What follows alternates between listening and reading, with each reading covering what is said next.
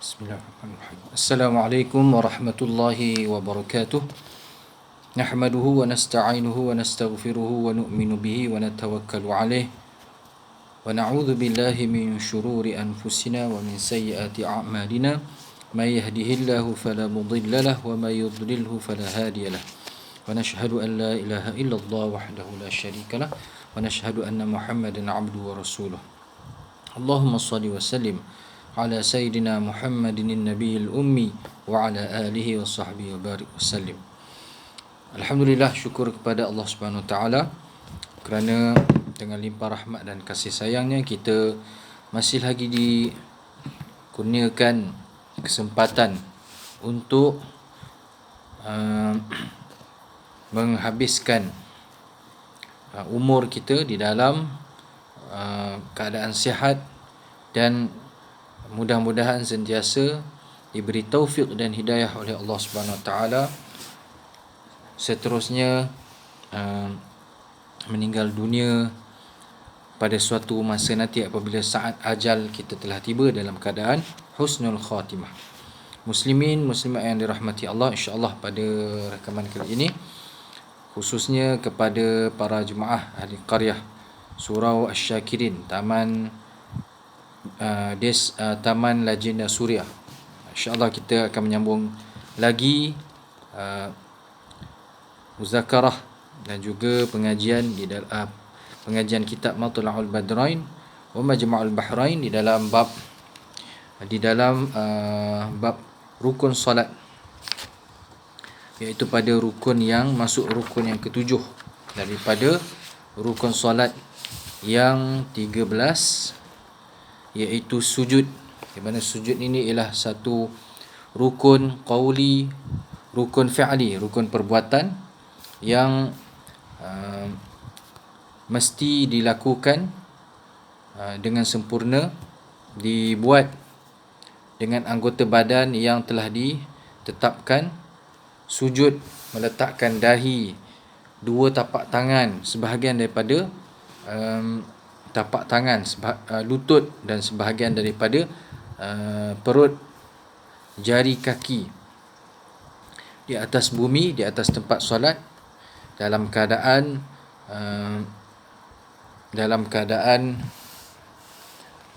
khusyuk dan tawaduk. Itu asalnya ataupun itulah maksudnya. Baik. Rukun ketujuh, sujud. Setiap rakaat terdapat 2 kali sujud yang dilakukan dengan tumakninah, iaitu setiap sujud paling kurang mestilah adanya waktu yang dikira sebagai tumakninah. Perlu ada tumakninah. Sekurang-kurang waktu, iaitu sekurang-kurang tumakninah, sekurang-kurang waktu sujud itu ialah dengan waktu lebih kurang masa subhanallah. Dan tasbih di dalam sujud ialah tasbih subhanallah, subhana rabbiyal a'la wa bihamdih, subhana rabbiyal a'la wa bihamdih, subhana rabbiyal a'la wa bihamdih 3 kali yang sempurna. Dan boleh juga dibaca, jika solat fardu dibaca dengan 3 kali yang terbaik, yang bermakna Maha Suci Tuhanku yang Maha Tinggi dan segala puji untuknya, dengan segala kepujian hanya untuknya. Jadi kalau dibacakan tasbih di dalam sujud, maka pastilah adanya tumakninah. Tapi kalau tak baca tasbih, maka kena berhati-hati supaya apabila meletakkan anggota di atas bumi, 7 anggota tu, dahi, 2 tapak tangan, 2 lutut, 2 jari perut jari kaki, hendaklah diam sehingga paling kurang sekadar bacaan subhanallah, paling kurang adanya tumakninah. Sah sujud di atas sesuatu yang dipakai seperti ekor serban. yang tidak bergerak semasa dia bergerak. Ini dalam keadaan sujud, khususnya anggota dahi. Anggota dahi lah. Tidak boleh ada benda yang menghalang. Iaitu seperti yang menghalang itu memang ada pada diri orang yang sedang solat. Contoh seperti ekor serban yang katakan ada selendang yang bergerak sama dengan dia. Dia turun sujud pun bergerak sekali. Maka apabila dia sujud di atas ekor serban yang bergerak sekali tu, maka tak sah contohnya. Ataupun rambut, orang yang rambut panjang. Jadi bila sembahyang tu tak pakai kepiah, tak pakai kopiah. Jadi sampai waktu sujud rambutnya menghalang sebahagian kawasan dahi, sebahagian kawasan dahi, maka tidak sah sujudnya. Sebab tu ada yang memang kalau tak pakai kepiah tu dia tolak rambut. Betul lah tu. Tapi sebaiknya dengan memakai kepiah ataupun songkok. Tapi jika serban yang dipakai, contohnya serban tu ekornya panjang, dia dah memang duduk atas lantai, atas tempat sujud. Jadi bila dia sujud letak dahi atas ekor serban tu, maka sah. Ataupun memang dia hamparkan kain serban, itu memang tidak ada masalah lah. Adapun pemakaian pada anggota sujud yang lain, contoh seperti sarung tangan. Sarung tangan ni yang terbaiknya sama juga, apabila seorang sembahyang yang memakai sarung tangan, sembahyangnya masih sah, sujudnya sah. Tetapi yang eloknya kalau tidak ada keperluan, tidak ada hajat, maka dibuka sarung tangan. Sama jugalah dengan hukum stokin sarung kaki. Kalau yang pakai tidak menyebabkan sembahyang sah, tidak menyebabkan rukuk sujud itu tidak sah. Bagi sekurang-kurang sujud hendaklah sebahagian dahinya mengenai tempat sujud. Jadi mungkin sebahagian kecil tak kena, mungkin letak tu tak sampai semua dahi kenalah, sebahagian. Maka kena sebahagian dahi, mesti kena tempat sujud. Wajib membuka dahi yang berlapik dengan seumpama pembalut, kerana tidak sah sujud dalam keadaan dahi yang berlapik, kecuali lapik itu kerana luka atau sesuatu masyakkah yang amat sangat daripada menanggalkannya. Contoh, atas dahi itu tampal apa? Tampal plaster lah, plaster demam, pening, penuh dahi. Maka untuk bila sembahyang perlu dibuka, sebab sujud tak boleh ada benda yang menghalang macam tu. Dan untuk plaster tu tak susahlah buka, melainkan memang orang yang ada tampalan kerana luka, susah nak buka balik, maka tidak mengapa sujud bersama dengan pembalut yang susah dibuka. Dalam keadaan ini tidaklah wajib mengqada sembahyang tersebut, kecuali jika terdapat najis yang tidak dimaafkan di bawah balutan itu. Ketika sujud tidak wajib membuka balutan dua tangan dan dua kakinya, tetapi sunat. Mana kalau kata pakai stokin, pakai sarung tangan tanpa ada hajat, eloklah buka. Tetapi jika ada balutan di tangan ataupun di tapak tangan ataupun di kaki, kalau boleh buka maka sunat dibuka. Baik. Dalam sujud diwajibkan meletak sekurang-kurangnya sebahagian daripada dua lutut, sebahagian daripada dua tangan dan perut anak jari bagi kedua-dua kaki di lantai tempat sujud. Jadi masa letak tangan tu, mesti ada sebahagian tangan yang diletakkan di atas lantai. Tak boleh kalau letak tu sekadar mungkin sampai mana ada bahagian tak kena langsung tapak tangan di atas lantai, maka tidak sah, melainkan uzur lah, melainkan uzur. Memang tangannya dalam keadaan yang sakit, memang tak kena langsung. Kalau uzur tidak mengapa. Ataupun untuk kaki perlu dipacakkan lah jari kaki tu.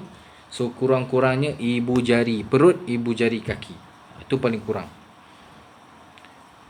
Jadi yang terbaiknya ialah keseluruhan dahi diletakkan betul-betul di atas lantai, 2 tapak tangan diletakkan di atas lantai, 2 lutut, dan juga jari kaki, perut jari kaki keseluruhannya ditekankan di atas lantai,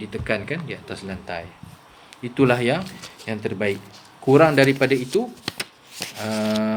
mengikut kemampuan, dan paling kurang bagi orang yang tidak ada uzur, paling kurang sebahagian dahi, sebahagian tapak tangan, sebahagian lutut, dan sebahagian jari kaki, iaitu paling kurang perut ibu jari kaki. Jadi bagi yang sihat tu, sujudlah dalam keadaan yang terbaik, yang paling kita mampu lakukan. Walaupun sebahagian daripada satu jari sahaja daripada kedua-duanya mengenai tempat letaknya, memadai. Kalau jari sujud, masa sujud tu jari kaki walaupun sebahagian saja daripada satu jari, tapi masih kena lantai, maka masih sah. Yang tak memadai ialah tergantung, langsung tak kena, maka itu menyebabkan sujud tidak sah. Kalau sengaja membatalkan sembahyang, kalau tidak sengaja ulang balik sujud. Kalau tak sengaja terangkat, ulang balik sujud. Ataupun belum lagi sempat tumakninah, dah terangkat, baru nak sujud je tapi kaki itu terangkat. Mungkin ada sebab-sebab tertentulah, terkejut ataupun apa-apa keadaan.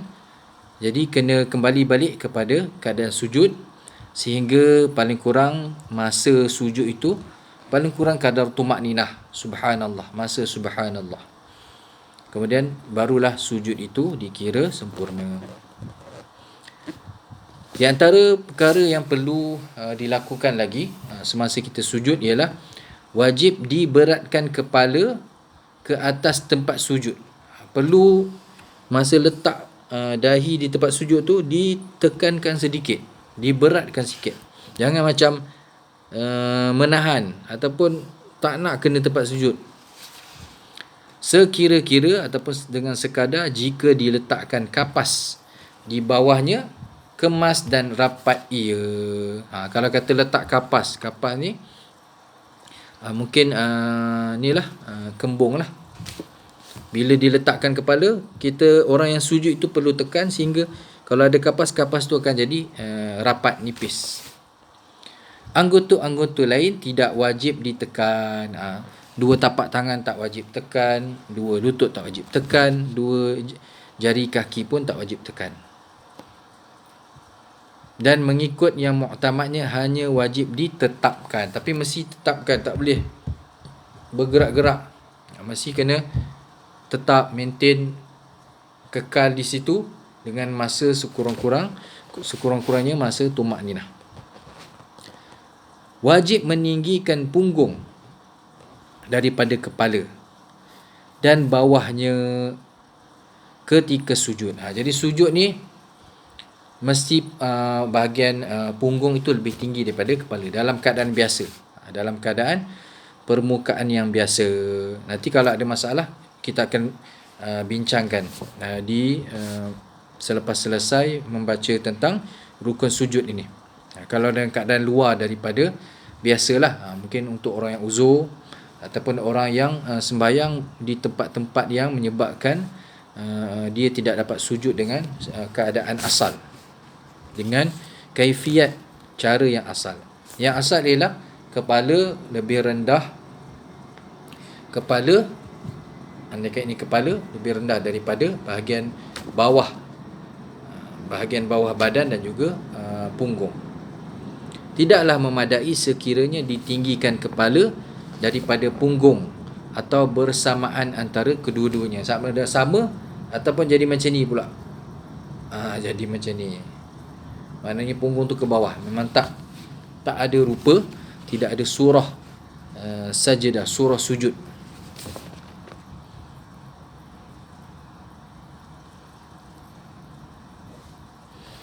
Sujud yang dilakukan tidaklah meniatkan kerana yang lain daripadanya.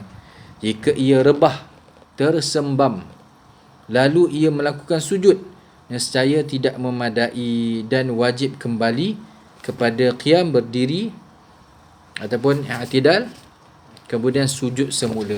Katakanlah daripada rukuk, sami'allahu liman hamidah, ketika sedang qiyam i'tidal, tiba-tiba pening,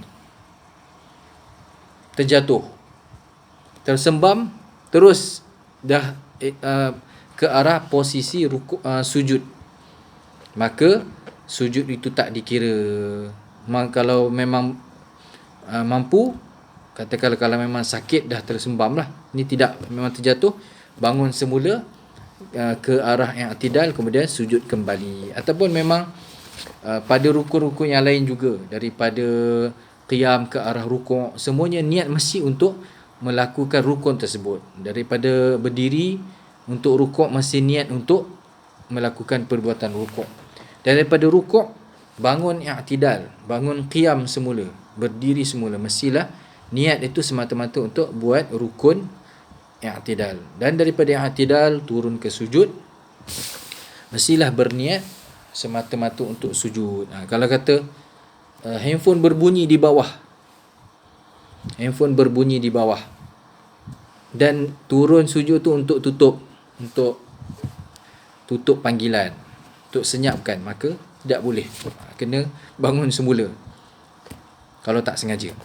Baik, kalau sengaja tahu, maka boleh membatalkan solat. Jika seseorang terus sujud di atas sesuatu yang tajam, hendaklah diubah tanpa diangkat mukanya. Katakan bila sujud ada benda tajam lah, contoh macam mungkin batu yang tajam, ataupun duri, apa-apa sajalah, pin. Maka kalau boleh tak mengangkat dahi tu, boleh tanpa angkat muka, boleh dialihkan. Maka alihkan tanpa angkat. Sekiranya dia angkat mukanya dan dikembalikan semula ke tempat sujud, katakanlah sujud atas benda yang tajam, tak payah alih muka, dah boleh alihkan, maka tak ada masalah. Tapi jika terpaksa angkat muka, maka ada dua keadaan. Terpaksa angkat dahi lah, maka ada dua keadaan. Angkat dahi, kemudian sujud balik. Ada dua keadaan. Boleh atau tak boleh? Kita tengok. Yang pertama, jika sebelum tumakninah adalah dibolehkan. Katakan sekejap sangat, baru sampai di lantai, tajam, terus angkat, alihkan, sujud balik. Mana yang awal tu, letakkan dahi di atas lantai tu tak sempat tumakninah pun, maka dibolehkan. Keadaan kedua, jika selepas tumakninah, dah lama dah sujud dan sudah memadai, dah sujud atas tempat ada rasa benda tajam, dan kadar sujud tu dah cukup tumakninah, tapi oleh kerana dia rasa ada benda tajam, terangkat, alihkan, kemudian sujud balik, maka tak dibolehkan, kerana dia menambah perbuatan sujud yang memudaratkan sembahyang. Baik. Maknanya kalau ikutkan masa tu, dia dah cukup dah kadar tumakninah. Maknanya sujudnya dah dikira, tapi dia angkat kepala, kemudian letak balik. Angkat kepala, mungkin alihkan benda yang tajam ataupun apa-apalah, letak balik, dan dia kira itu sujud yang tadi, buat balik, maka tidak dibolehkan, kerana dia dah dikira menambah rukun, tambah pula rukun. Kalau sengaja, maka boleh batal sembahyang.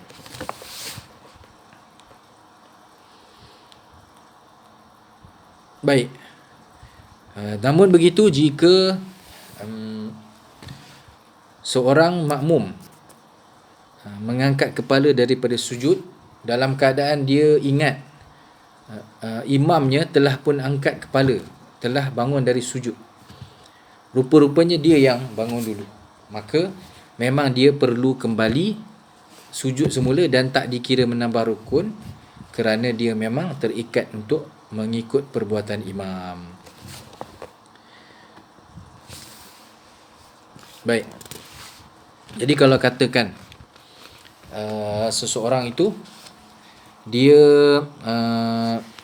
sujud masalah tadi, maknanya dia dah cukup dah tumakninah, mana dah dikira dah sujud bila dia terangkat kepala, dan bila terangkat kepala dia letak balik, maka sebagaimana disebutkan dalam kitab, tidak dibolehkan. Apa maksud tidak dibolehkan? Dua keadaan. Yang pertama, dia sebenarnya telah pun menambah rukun. Jadi bila menambah rukun ini, kalau tak sengaja, maka dia perlu terus bangun. Kalau kata sujud tu sujud pertama, dia duduk antara dua sujud lah. Kemudian dia sujud kedua, nanti di akhir solat dia perlu sujud sahwi kerana telah menambah rukun dengan tidak sengaja. Namun begitu, kalau sengaja, tahu dan sengaja, maka boleh batal sembahyang, memudaratkan sembahyang. Maka sembahyang itu perlu diulang semula daripada awal. Itulah beberapa perkara, beberapa syarat dan juga perkara yang perlu, yang wajib kita jaga semasa kita sujud, kerana anggota rukun sujud ini dengan anggota yang 7, maka perlulah kita jaga supaya sujud kita itu benar-benar dikira sah. Dan apabila rukun sah, barulah keseluruhan. Apabila semua rukun-rukun di dalam solat sah kita lakukan, maka barulah solat itu dikira sah. Baik. Seorang yang sujud di atas contohnya di atas sejadah ataupun tempat sembahyang dia tu berhampiran dengan tempat dia sujud adanya najis, contoh seperti tahi cicak, dan dia sembahyang, bila dia sujud, anggota sujudnya tidak kena najis tersebut, maka sembahyangnya masih sah. Tetapi kita kalau daripada awal kita dah nampak ada tahi cicak, maka perlulah kita hilangkan, kita buang, kerana dikhawatirilah akan merosakkan sembahyang kita. Dan di dalam sujud ini, sebagaimana yang kita telah baca tadi, perlu dahi itu ditekan di tempat sujud, kerana itulah antara kaifiat sujud yang betul. Adapun orang yang uzur, sebagaimana kita maklum, uzur tu maksudnya dia tidak mampu melakukan perbuatan sujud kaifiat yang asal, iaitu dahi di atas tanah, di atas bumi, dua tapak tangan diletakkan, dua lutut dan juga dua kaki dalam keadaan tunduk. Maka ada beberapa keadaan lah. Mungkin ada orang yang dia uzurnya tidak dapat berdiri, maka dia sembahyang di atas lantai. Rukuknya, maka ketika itu rukuknya tidak seperti rupa rukuk yang asal, kaifiat rukuk yang asal, membongkokkan badan, tetapi dalam keadaan tunduk, menundukkan badan. Kemudian apabila i'tidal, sami Allahu liman hamidah, sujud. Mungkin orang itu sujudnya sujudnya seperti biasa. Adapun orang yang memang tidak boleh turun ke bawah, contoh memang terus dalam keadaan uzur yang menyebabkan dia tidak boleh turun ke bawah lantai, maka dia memang sembahyang dia, katakanlah boleh berdiri, bila sampai waktu rukuk mungkin boleh rukuk. Kalau boleh rukuk, kena rukuk macam biasalah. Adapun kalau memang tak boleh, daripada awal lagi telah pun duduk di atas kerusi, maka rukuknya pun dalam keadaan menundukkan badan. Kemudian apabila hendak sujud, maka lebih perlu tunduk lebih lagi daripada tunduk rukuk, mana lebih lagi.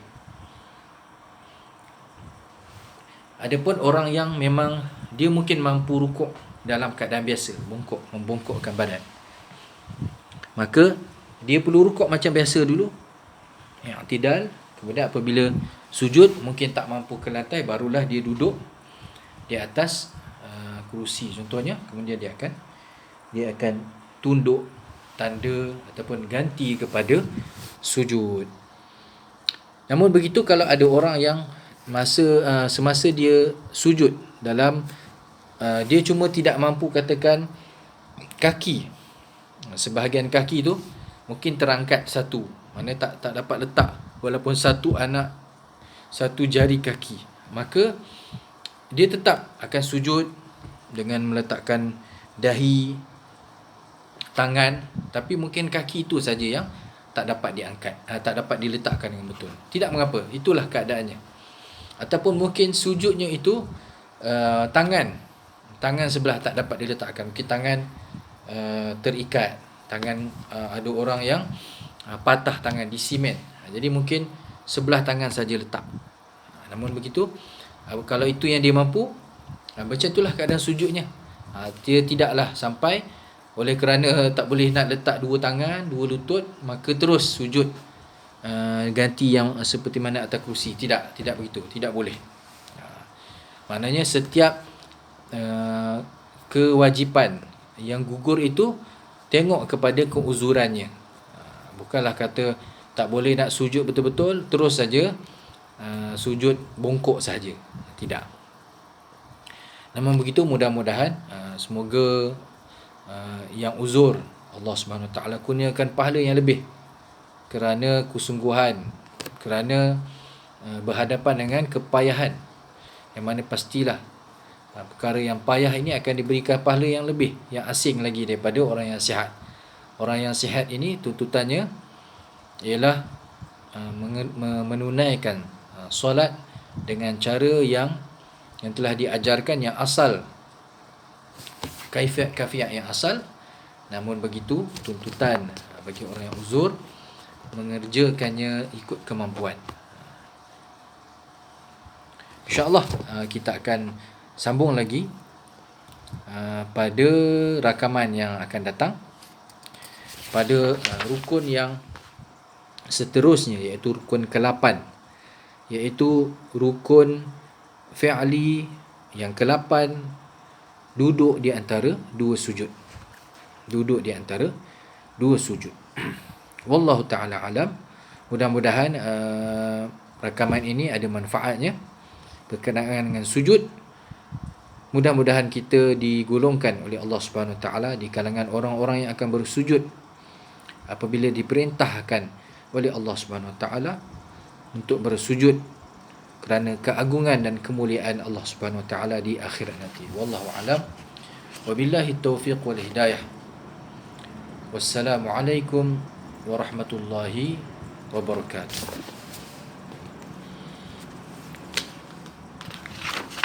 Bismillahirrahmanirrahim.